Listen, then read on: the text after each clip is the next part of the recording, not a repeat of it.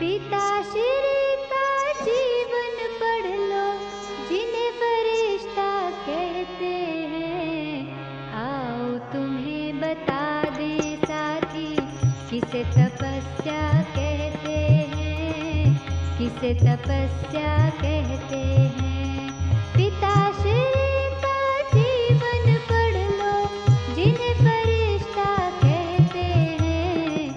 आओ तुम्हें बता दें साथी, किसे तपस्या कहते हैं, किसे तपस्या कहते हैं।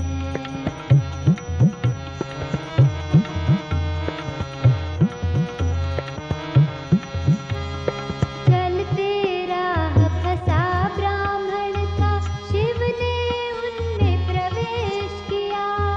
दुनिया नहीं बनानी तुमको, ऐसा एक आदेश दिया, ऐसा एक आदेश दिया।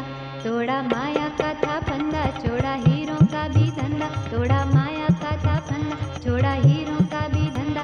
सब पल में स्वाहा कर डाला, जिसे अर्पणमयता कहते हैं। इसे तपस्या कहते हैं, इसे तपस्या कहते हैं।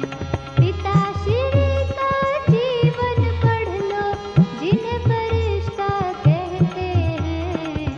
आओ तुम्हें बता दें साथी, किसे तपस्या कहते हैं, किसे तपस्या कहते हैं।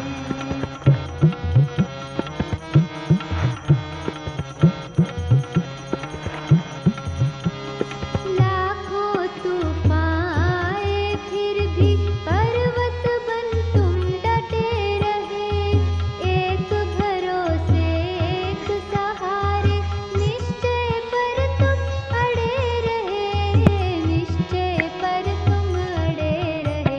हुए अपने बेगाने सारे कसते उन पे ताने, हुए अपने बेगाने सारे कसते उन पे ताने। फिर भी चलते रहे सीना ताने, इसे सहनशीलता कहते हैं, इसे तपस्या कहते हैं, इसे तपस्या कहते हैं।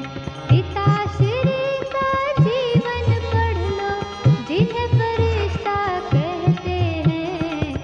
आओ तुम्हें बता दें साथी, किसे तपस्या कहते हैं, किसे तपस्या कहते हैं।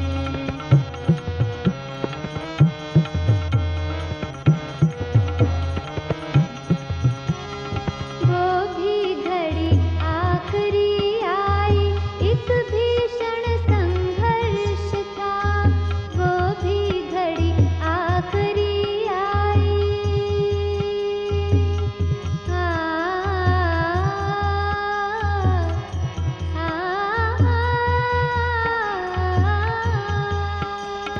वो भी घड़ी आखिरी आई, एक भीषण संघर्ष था। कर्म भोग पर कर्म योग को विजय मिली, उन्हें हर्ष था। थी पुकार प्यारे बाबा की, बच्चे भी थे अति प्यारे। पर बेहद सेवा हित तोड़े तुम हद के बंधन सारे, तुम हद के बंधन सारे। किया ऐसा था कमाल, पल में छोड़ा तन का जाल। किया ऐसा था कमाल, पल में छोड़ा तन का जाल। पंछी जाके बैठा उड़ के वतन में, जिसे सभी फरिश्ता कहते हैं। इसे तपस्या कहते हैं, इसे तपस्या कहते हैं। पिताश्री का जीवन पढ़ लो, जिन्हें फरिश्ता कहते हैं। आओ तुम्हें बता दें साथी, किसे तपस्या कहते हैं। हाँ, किसे तपस्या कहते हैं, इसे तपस्या कहते हैं, इसे तपस्या कहते हैं, इसे तपस्या कहते हैं। हाँ, इसे तपस्या कहते हैं, इसे तपस्या कहते हैं, इसे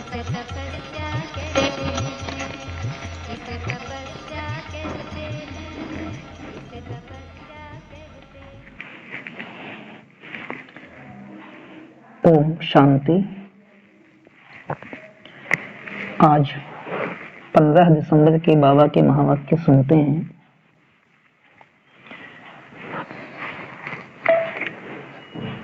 मीठे बच्चे, यह बना बनाया अनादि ड्रामा है। इस ड्रामा में हर एक एक्टर की एक्ट फिक्स है। मोक्ष किसको भी नहीं मिल सकता। मीठे बच्चे, यह बना बनाया अनादि ड्रामा है। इस ड्रामा में हर एक एक्टर की एक्ट फिक्स है। मोक्ष किसको भी नहीं मिल सकता। प्रश्न है, शिव बाबा अशरीरी है, वह शरीर में किस लिए आते हैं, कौन सा काम करते हैं और कौन सा नहीं। उत्तर है, बाबा कहते, बच्चे मैं इस शरीर में तुम्हें सिर्फ मुरली सुनाने आता हूँ। मैं मुरली सुनाने का ही काम करता हूँ। मैं खाने पीने के लिए नहीं आता हूँ। मैं आया हूँ तुम्हें नई राजधानी देने। बाकी स्वाद तो इनकी आत्मा लेती है। इनकी आत्मा मतलब ब्रह्मा बाबा क्या। गीत है, छोड़ भी दे आकाश सिंहासन, अब धरती पर आ जा रही। ओम शांति। गीत बजाए ही वह जाते हैं जिसमें अपना ताल्लुक हो। आकाश में कोई तख्त नहीं है। आकाश इस पोलार को कहा जाता है। बाकी आकाश तत्व में तो तख्त नहीं है। न परम पिता परमात्मा इस आकाश में तख्त पर रहता है। बाप बच्चों को समझाते हैं, हम परम पिता परमात्मा और तुम बच्चे जो आत्माएं हो, दोनों इस सूर्य चांद सितारों से उस पार रहते हैं। उसको मूल वतन कहा जाता है। जैसे यहाँ आकाश में सूर्य चांद सितारे हैं, वैसे हूबहू झाड़ के मुआफिक महतत्व में भी आत्माएं रहती हैं। जैसे सितारे आकाश पर खड़े हैं, कोई चीज पर आधार नहीं है। अहम आत्माएं और परमात्मा बाप हम सब रहने वाले महतत्व में हैं। स्टार मुआफिक ही हैं। ज्ञान सूर्य, ज्ञान चंद्रमा, ज्ञान सितारे। अब यह तो समझाया है, जब जब भीड़ पड़ती है, दुख होता है, तब आता हूँ। पुराने को नया बनाना है जरूर, पुराने में ही भीड़ होती है। कलयुग में है दुख की भीड़, स्वर्ग में तो सुख ही सुख है। फिर से मुझे आकर सहज ज्ञान और सहज राजयोग सिखलाना होता है। सब बुलाते हैं कि आओ। कृष्ण के लिए नहीं कहते कि सिंहासन छोड़कर आ जाओ। कृष्ण के लिए सिंहासन अक्षर शोभता नहीं, वह तो प्रिंस था ना। सिंहासन तब कहें जबकि राजगद्दी मिले। हाँ, छोटे बच्चे को बाप गोद में व बाजू में बिठा सकते हैं। तो बाप समझाते हैं, आत्माएं मूल वतन में स्टार मुआफिक हैं। फिर वहां से नंबरवार आती रहती हैं। दिखाते हैं ना स्टार कैसे गिरते हैं। वहां से भी आत्माएं आकर सीधा गर्भ में जाती हैं। यह अच्छी रीति नोट करो, हर एक आत्मा को सतो रजो तमो से पास करना है। जैसे पहले लक्ष्मी नारायण आएंगे तो उनको सतो रजो अवस्था से पास होते पुनर्जन्म लेते लेते फिर तमो प्रधान अवस्था को पाना ही है। हर एक का ऐसे है, वापस जा नहीं सकते। इब्राहिम बुद्ध आते हैं, उनको भी सतो रजो तमो से पास करना है, पुनर्जन्म लेना पड़ता है।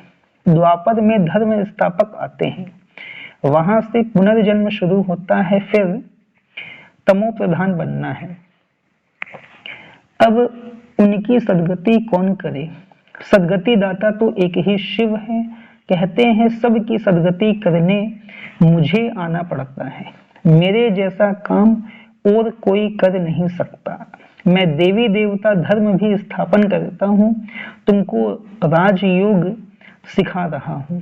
गति और सदगति दाता मैं हूँ। गति और सदगति दाता तो मैं हूँ। जब तुम प्योर बन जाते हो तो फिर मैं तुमको वापस ले जाता हूँ, तुम्हारी भी सदगति करता हूँ।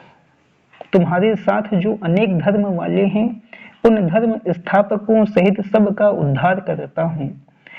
तुमको ज्ञान से श्रृंगार कर स्वर्ग के मालिक लक्ष्मी अथवा नारायण को वरने लायक बनाता हूँ।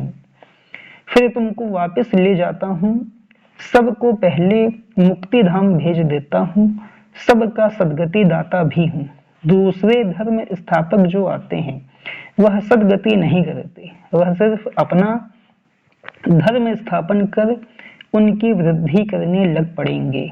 अपने धर्म में पुनर्जन्म लेते सतो रजो तमो से पास करेंगे।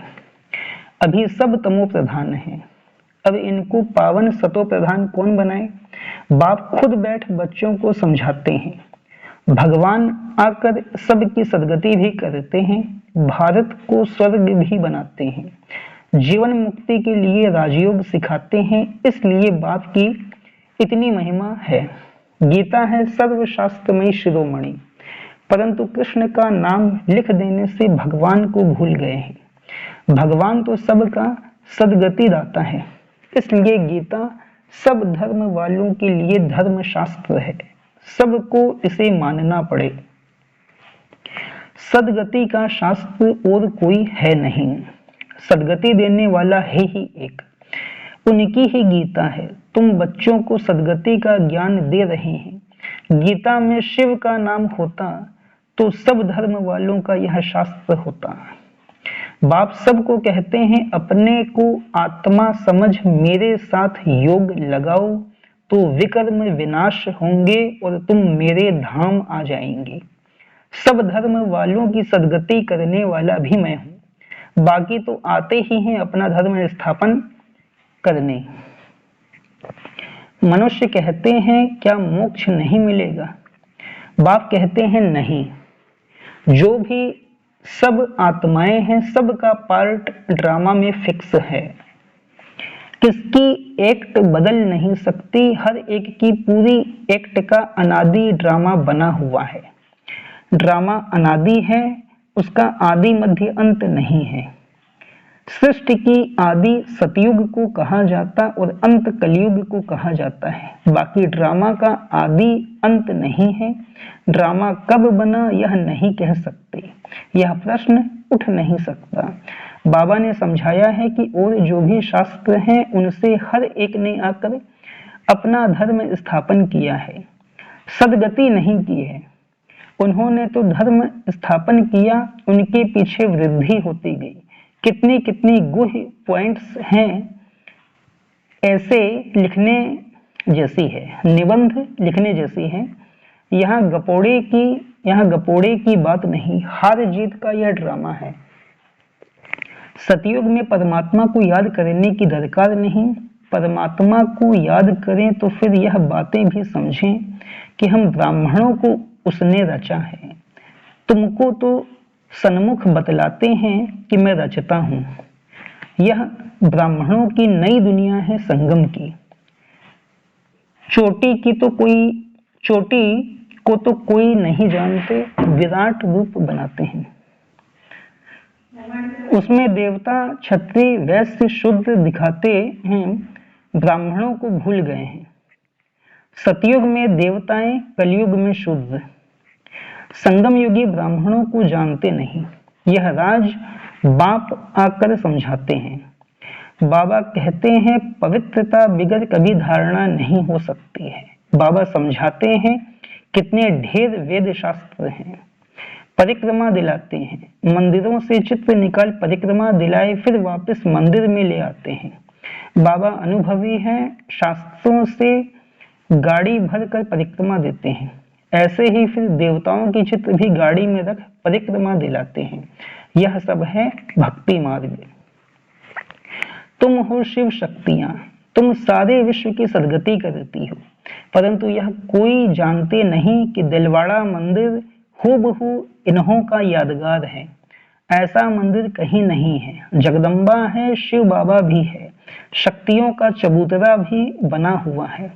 भक्ति मार्ग में फिर से ऐसे मंदिर बनेंगे, फिर विनाश होगा तो यह सब खत्म हो जाएगा। सतयुग में कोई मंदिर होता नहीं, यह सब भक्ति मार्ग का विस्तार है।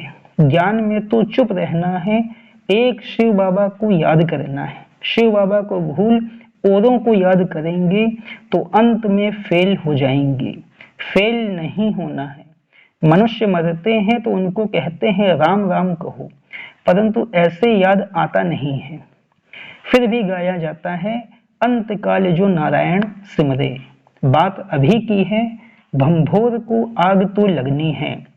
अंतकाल जो नारायण सिमरे, बरोबर अब तुम समझते हो, हम नारायण व लक्ष्मी को वरेंगे, स्वर्ग के लिए तैयार हो रहे हैं।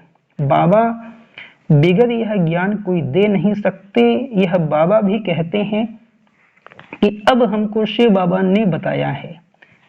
इनको शक्ति सेना व पांडव सेना कहा जाता है।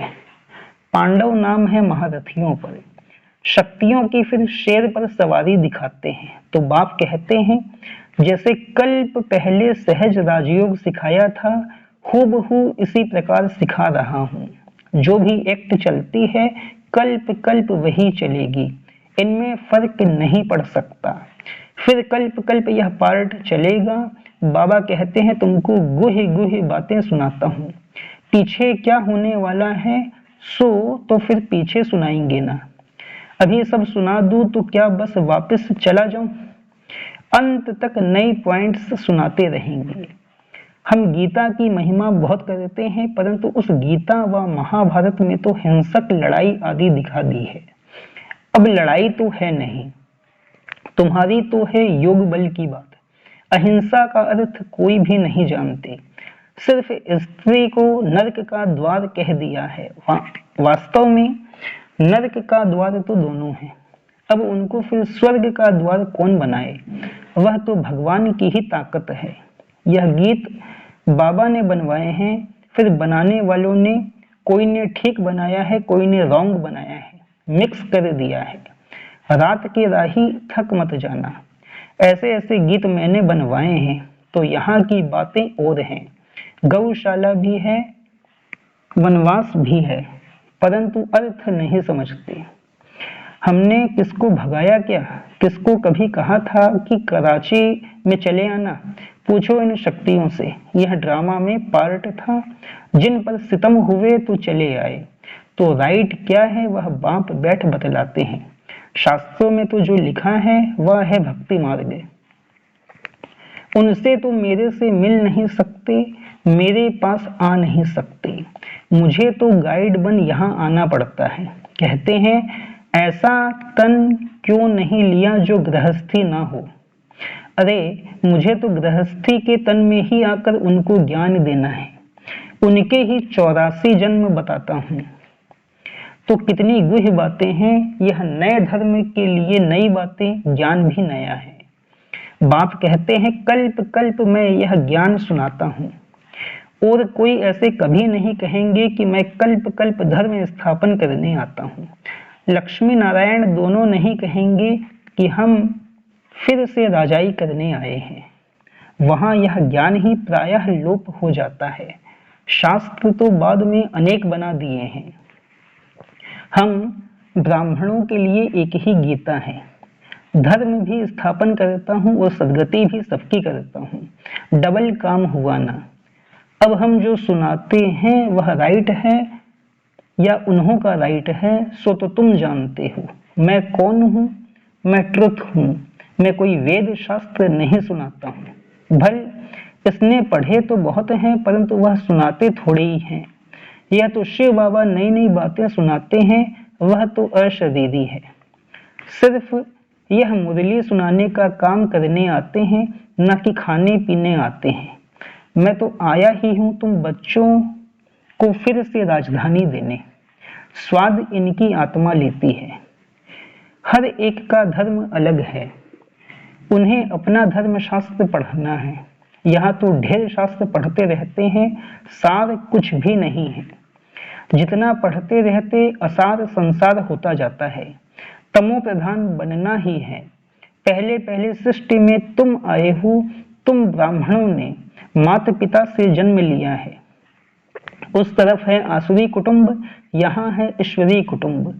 फिर जाकर देवी गोद लेंगे, स्वर्ग के मालिक बनेंगे। माता पिता की मत पर चलेंगे तो स्वर्ग के सुख घनेरे मिलेंगे। बाकी रुद्र ज्ञान यज्ञ में विघ्न तो जरूर पड़ेंगे। बाप कहते हैं बच्चे, विकारों पर जीत पाने से ही तुम जगत जीत बन सकते हो। ऐसे थोड़े ही शादी नहीं करेंगे तो कमजोर रह जाएंगे। सन्यासी पवित्र बनते हैं, फिर वह कितने मोटे तंदुरुस्त रहते हैं। यहाँ तो ब्रेन का काम है, मेहनत है, दधीची ऋषि का मिसाल है ना। सन्यासियों को तो बहुत माल मिलता है, बाबा खुद बहुत माल खिलाते थे। यहाँ तो बहुत परहेज रखनी पड़ती है। अच्छा, मीठे मीठे सिकिलधे बच्चों प्रति माता पिता बाप दादा का याद प्यार और गुड मॉर्निंग। रूहानी बाप की रूहानी बच्चों को नमस्ते। रूहानी हम बच्चों की रूहानी माता पिता बाप दादा को भी पदम गुणा पदम गुणा पदम गुणा याद प्यार, गुड मॉर्निंग और नमस्ते नमस्ते नमस्ते। धारणा के लिए मुख्य साथ पहली पॉइंट है, ज्ञान की अच्छी धारणा के लिए पवित्रता के व्रत को अपनाना है। अंत काल है, इसलिए ऐसा अभ्यास करना है जो एक बाप के सिवाय और कोई याद ना आए।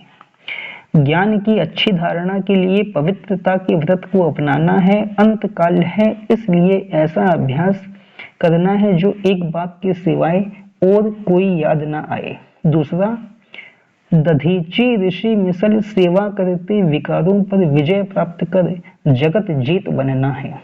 वरदान, समय की रफ्तार प्रमाण, सर्व प्राप्तियों से भरपूर रहे, माया जीत बनने वाले तीव्र पुरुषार्थी भव। समय की रफ्तार प्रमाण, सर्व प्राप्तियों से भरपूर रहे, माया जीत बनने वाले तीव्र पुरुषार्थी भव। बाप दादा ने जो भी प्राप्तियां कराई हैं, उन सर्व प्राप्तियों को स्वयं में जमा कर भरपूर रहो, कोई भी कमी ना रहे। जहां भरपूरता में कमी है वहां माया हिलाती है। माया जीत बनने का सहज साधन है सदा प्राप्तियों से भरपूर रहना। कोई एक भी प्राप्ति से वंचित नहीं रहो, सर्व प्राप्ति हो। समय की रफ्तार प्रमाण, कोई भी समय कुछ भी हो सकता है, इसलिए तीव्र पुरुषार्थी बन अभी से भरपूर बनो, अब नहीं तो कभी नहीं। स्लोगन, सत्यता और निर्भयता की शक्ति साथ हो तो कोई भी कारण हिला नहीं सकता। सत्यता और निर्भयता की शक्ति साथ हो तो कोई भी कारण हिला नहीं सकता। अच्छा, ओम शांति।